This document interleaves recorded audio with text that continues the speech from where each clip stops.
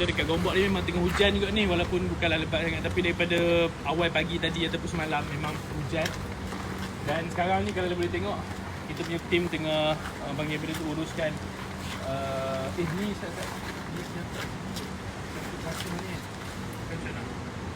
Kena selit-selit sikit. Kena selit air masak ke? Bukan. Air botol yang belum buka. Selit ke? Selit.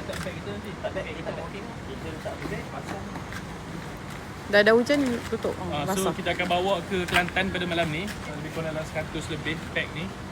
Mesti tutup ke? Barang ni rescue pack. Ambil dah susah yang tu. Ambil dia ni tu. So alhamdulillah yang rescue pack ni kita dapat kerajaan daripada pihak MSIG Takaful Hong Leong. So siapa-siapa yang